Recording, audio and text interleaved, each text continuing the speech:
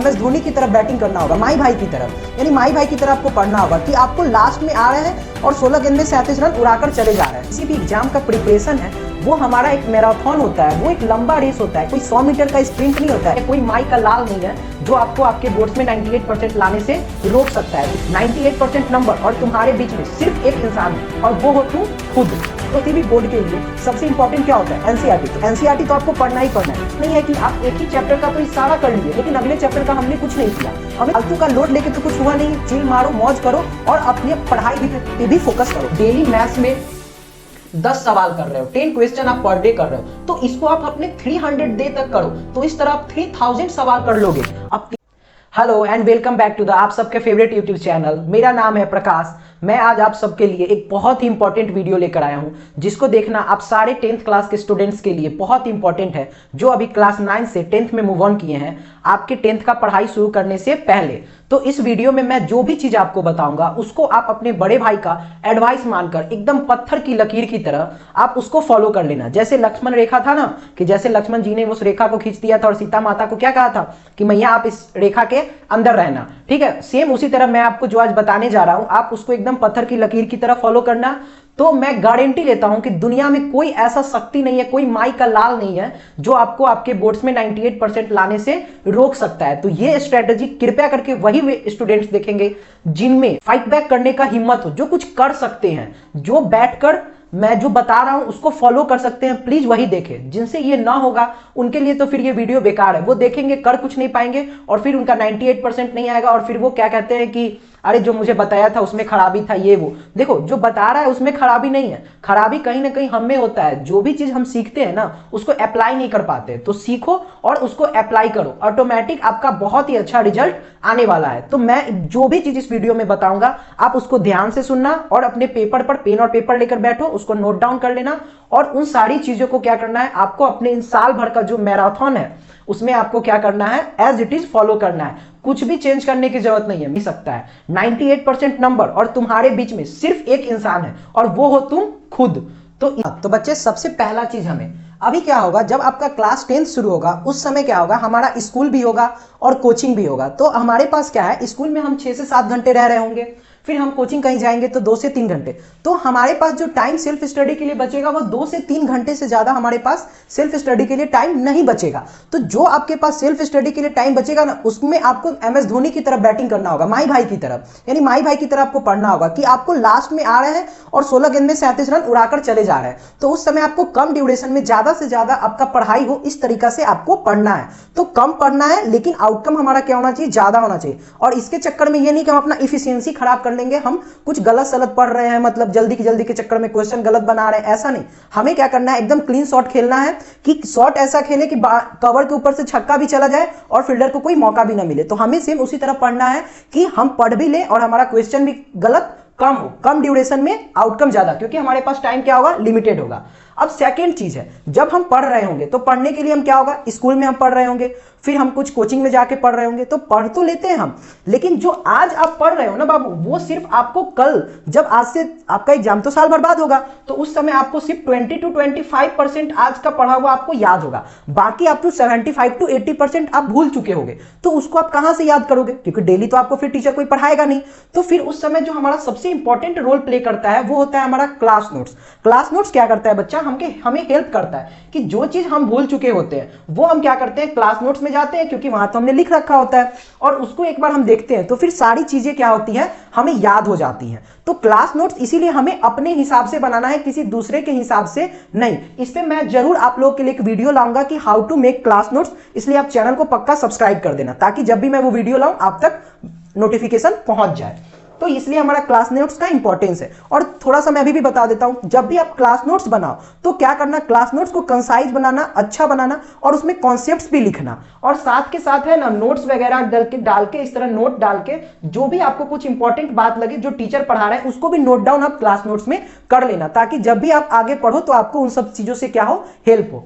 फिर हमारा अगला चीज, ये सब जो रिसोर्स हमें फॉलो करना है उसमें हमारा एनसीईआरटी। एनसीईआरटी तो बहुत ज्यादा इंपॉर्टेंट होता है, क्योंकि किसी भी बोर्ड के लिए सबसे इंपॉर्टेंट क्या होता है, एनसीईआरटी। तो एनसीईआरटी तो आपको पढ़ना ही पढ़ना है। और एनसीईआरटी हमें किस तरह पढ़ना है, तो आप सबसे पहले क्लास नोट्स बना लेते हो, तो क्लास नोट्स को डेली रिवाइज करो। फिर एनसीईआरटी में क्या होता है ना, इन टेक्स्ट क्वेश्चन होता है, मतलब टेक्स्ट में क्वेश्चन अंदर डब्बा बना के दिया रहता है ना, उस क्वेश्चन को आपको सॉल्व करना है। फिर जो उसमें एग्जांपल्स होते हैं हमें वो सॉल्व करना है। जब इतना हम कर लेंगे तो फिर हमारा जो क्या होता है, चैप्टर के अंत में जो एक्सरसाइज होता है आपको उसको सॉल्व करना है। इससे क्या होगा ना, आपका क्लास नोट्स और आप जब क्वेश्चन सॉल्व कर लोगे तो आपका सब्जेक्ट पे और चैप्टर पे क्या होगा, पकड़ बनने लगेगा। तो एक बार आपका पकड़ बन गया, आपका कॉन्सेप्ट क्लियर हो गया, तो आपको अच्छा स्कोर लाने से फिर कोई नहीं रोक सकता है, समझ रहे हो।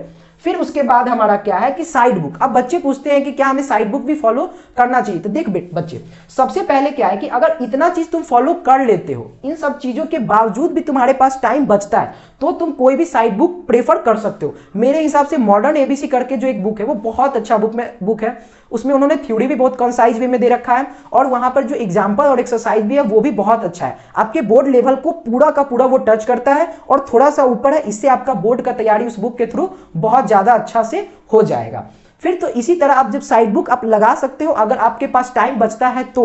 और एक और इंपॉर्टेंट चीज मैं यहाँ पे आपको डिस्क्लेमर दे दूं कि ऐसा नहीं है कि आप एक ही चैप्टर का तो सारा कर लिए लेकिन अगले चैप्टर का हमने कुछ नहीं किया। हमें सारे चैप्टर का करना है, तो जो भी चीज करो आप सारे चैप्टर में उतना एटलीस्ट जरूर करना। तो आप बच्चा लोग, हमारा सबसे इंपॉर्टेंट पॉइंट है इन माई व्यू ये कि हमें क्या करना है, every subject has equal weightage. तो हमको क्या करना है, हर एक सब्जेक्ट को टाइम देना है। बच्चे क्या करते हैं, अगर उनको किसी पार्टिकुलर सब्जेक्ट को पढ़ने में ज्यादा इंटरेस्ट आ रहा है तो वो सारा का सारा समय अपना क्या करते हैं, उसी सब्जेक्ट को दे लेते हैं और बाकी सब्जेक्ट उनका क्या हो जाता है, एकदम गोबर हो जाता है। इसके चक्कर में क्या है कि वो जो मार्क्स स्कोर करना चाहते थे उस मार्क्स को वो स्कोर नहीं कर पाते हैं। इसलिए हमको क्या करना है कि जो भी हमारा टाइम है उसको हमको सारे सब्जेक्ट को अपने डिस्ट्रीब्यूट करना है। ऐसा नहीं कि हमें एसएसटी पढ़ने में मजा आ रहा है तो हम सारा का सारा टाइम अपना क्या कर रहे हैं, एसएसटी पढ़ने में लगा रहे हैं, बाकी सब्जेक्ट को भाड़ में।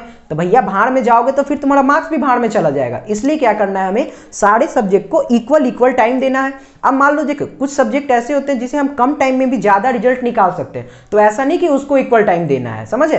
तो आपको क्या करना है, जैसे हमारा मैथ्स है, साइंस है, एसएसटी है, ये सब थोड़ा लेंदी सब्जेक्ट होता है, तो इसमें आपको अच्छे से टाइम देना है और सारा सब्जेक्ट को ध्यान से लेकर शुरू से पढ़ना है। बहुत बच्चे क्या करते हैं, शुरू में उन सब्जेक्ट को नहीं पढ़ते हैं और लास्ट में पढ़ने जाते हैं, जिसके वजह से क्या होता है, उनको फ्रस्ट्रेशन होता है और वो क्या करते हैं, लास्ट में कुछ नहीं आया समझ में, उनको दुख होता है, अरे यार मुझसे तो होने वाला नहीं है भाई, बहुत दिक्कत हो रहा है, कुछ समझ में नहीं आ रहा है, वो पागल जैसा करने लगते हैं। तो इसलिए क्या है कि शुरू से पढ़ो। अगर शुरू से पढ़ोगे ना तो लास्ट में आपको ये प्रॉब्लम फेस नहीं करना पड़ेगा। अब अपना अगला इंपॉर्टेंट चीज है बच्चा लोग, वो है हमारा कंसिस्टेंसी। कंसिस्टेंसी में क्या होता है, जब भी हम देखो कोई भी काम शुरू करते हैं, हमारा अभी नया नया क्लास स्टार्ट होगा तो हमारे पास एनर्जी बहुत ज्यादा होगा, हमें बहुत ज्यादा पढ़ने का ललक होगा, हम बहुत ज्यादा कुछ करने का सोचेंगे और हम बहुत ज्यादा कुछ अभी करेंगे। लेकिन जैसे जैसे समय गुजरेगा ना हमारा एनर्जी ड्रॉप होने लगता है, तो हम क्या करते हैं ना, चीजों को कंसिस्टेंट नहीं रख पाते। तो इसके वजह से क्या होता है ना कि हमें बहुत ज्यादा आगे नुकसान उठाना पड़ता है। इसीलिए क्या करना है, हमें साल भर क्या रहना है बाबू, कंसिस्टेंट रहना है। तो इसको मैं आपको एक ग्राफ के थ्रू समझाता हूं। दो दोस्त थे, एक था चंगू एक था मंगू। चंगू जो था वो कंसिस्टेंट था, वो जो भी काम करता था उसको लगातार करते रहता था। मंगू जो था वो इनकंसिस्टेंट था, कभी पढ़ता था कभी नहीं पढ़ता था। तो देखो होता क्या है, मैं आपको इस ग्राफ के थ्रू समझाता हूं। चंगू कंसिस्टेंट था, वो लगातार साल भर पढ़ रहा है, तो उसका ग्राफ क्या होगा, धीरे धीरे धीरे वो पढ़ रहा है अपना, तो धीरे धीरे उसका इंप्रूवमेंट होता रहेगा और साल भर बाद वो टॉप मोस्ट पॉइंट पे पहुंच जाएगा और उसको जो भी चीज अपना चाहिए था ना वो उसको मंजिल मिल जाएगा, जो कि उसको क्या था 98% लाना था। अब मंगू के केस में क्या होता है, मंगू हमारा इनकंसिस्टेंट था, कभी बहुत ज्यादा पढ़ता था कभी बहुत कम पढ़ता था। तो देखो क्या होगा, मंगू पहले हफ्ता में बहुत ज्यादा तेज भागा, चंगू से भी ज्यादा तेज। तो देखो इसका ग्राफ पहले हफ्ता में बहुत ऊपर गया, लेकिन फिर क्या हो गया, मंगू ज्यादा अपने एनर्जी को है ना खर्च कर लिया, इसके वजह से अगले हफ्ता में उसको पढ़ने में मन नहीं लगा। तो आप सोचोगे कि पढ़ने में मन नहीं लगा तो उसका ग्राफ कांस्टेंट हो जाएगा, नहीं बच्चा, उसका ग्राफ कांस्टेंट नहीं होगा। वो क्या होगा, ग्राफ उसका गिरने लगेगा। क्यों गिरने लगेगा, वो चीजों को भूलेगा भी तो, सारी चीज उसे याद रहेंगी नहीं, तो उसका ग्राफ क्या होगा, नीचे गिरेगा। फिर क्या होगा, जब उसका ग्राफ नीचे गिर गया तो उसे ध्यान आया, अरे मैं तो बहुत नीचे आ गया, फिर वो दम लगाएगा और फिर वो ऊपर जाने का कोशिश करेगा। फिर जो ऊपर जाने से पहले ही उसको लगेगा अरे यार मैं अभी इतना नीचे हूं, ये हूं, उसको बहुत ज्यादा डिमोरलाइजेशन होगा। उसके वजह से वो अभी कभी अपने टॉप पे जहां पे पहले था ना वहां भी नहीं पहुंच पाएगा, फिर नीचे आ जाएगा, फिर नीचे आ जाएगा और लास्ट में हो सकता है ना ये फेल भी कर जाए, समझ रहे हो, ये फेल भी कर जाएगा। तो अगर आप भी इसके तरह बनना चाहते हो, मंगू की तरह, तो फिर आप हो सकते हो फेल भी कर जाओ। इसलिए हमें क्या करना है, चंगू की तरह धीरे धीरे धीरे धीरे भागते रहना है, और लास्ट तक साल भर देखो बहुत लंबा टाइम होता है। और जो हमारा बोर्ड होता है ना, मैं आपको एक बहुत है ना अंदर की बात बताता हूं, शायद आपको कोई बताएगा भी नहीं। ये जो हमारा बोर्ड होता है ना, बहुत ईजी होता है। 10th का बोर्ड हमारे आगे के जो 11th 12th और हम जो आगे कुछ भी एग्जाम देंगे ना, उसके तुलना में बच्चा ये बहुत ईजी होता है। तो अगर यहां आप अच्छा स्कोर नहीं कर पाओगे ना, तो फिर शायद वहां आपको मुश्किल है। कर लोगे, ऐसा नहीं मैं कह रहा हूं कि नहीं कर पाओगे, लेकिन फिर आपको दिक्कत होगा। तो यहां तो हमें अच्छा स्कोर लाना ही लाना है। तो कंसिस्टेंसी बहुत ज्यादा इंपॉर्टेंट होता है। जैसे अगर आप डेली मैथ्स में 10 सवाल कर रहे हो, 10 क्वेश्चन आप पर डे कर रहे हो, तो इसको आप अपने 300 डे तक करो, तो इस तरह आप 3000 सवाल कर लोगे। अब 3000 सवाल समझ रहे हो, हमारे एनसीईआरटी में भी है ना, मुश्किल से मेरे इन माय व्यू 1000-1200 से ज्यादा सवाल नहीं होगा। तो आप अपने एनसीईआरटी को लगभग 2 से 3 बार कर लोगे। तो आप अपने एनसीईआरटी को 2 से 3 बार कर लोगे, तो सोचो आप पे आपका जो पकड़ होगा सब्जेक्ट पे कितना अच्छा होगा। इसीलिए हमें क्या कहना है, साल भर कंसिस्टेंट रहना है। साल भर हम 2-3 घंटा ही क्यों ना पढ़े, लेकिन साल भर पढ़े। अब हमारा लास्ट पॉइंट है, और मेरे ख्याल से ये भी पॉइंट हमारा बहुत ही ज्यादा इंपॉर्टेंट पॉइंट है, वो है हमारा बी हैप्पी, हमें खुश रहना। देखो, फालतू का लोड लेके तो कुछ हुआ नहीं है, चिल मारो, मौज करो और अपने पढ़ाई पे भी फोकस करो। ज्यादा लोड लेने से कुछ आपका बढ़ने वाला नहीं है, उल्टा आपका घट जाएगा। क्योंकि मेरे पापा कहते हैं ना कि ये जो हमारा किसी भी एग्जाम का प्रिपरेशन है, वो हमारा एक मैराथन होता है, वो एक लंबा रेस होता है। कोई 100 मीटर का स्प्रिंट नहीं होता है कि पूरी तेजी से एकदम 100 मीटर भाग लिए उसके बाद हमें जाके आराम करना है। ऐसा नहीं बाबू, हमें साल भर दौड़ना है, क्योंकि आपका क्लास 10th का एग्जाम, पढ़ाई, ये सब आपका साल भर चलेगा। तो आपको जो अपनी एनर्जी है ना, उसको साल भर कंजर्व करके बचा कर रखना होगा। तो इसीलिए ऐसा नहीं कि आज आप अपना पूरा ताकत लगा दो और कल आपके पास कुछ एनर्जी नहीं बचे, आप एग्जॉस्ट हो जाओ, आपका सारा एनर्जी खत्म हो जाए और फिर आपको पढ़ने में मजा ही नहीं आ रहा है, तो आप अच्छा रिजल्ट नहीं ला पाओगे। शायद आप 98% क्या 90% और इवन आप 60-70% भी नहीं ला पाओगे। इसलिए क्या रहो, हैप्पी रहो, खुश रहो, पढ़ाई करो जितना पढ़ाई का मौका आता है, और जब भी पढ़ाई करो शिद्दत से करो, मन लगा कर करो। ऐसा नहीं कि पढ़ने के समय हम पढ़ रहे हैं और हमारा ध्यान कहीं और है, नहीं।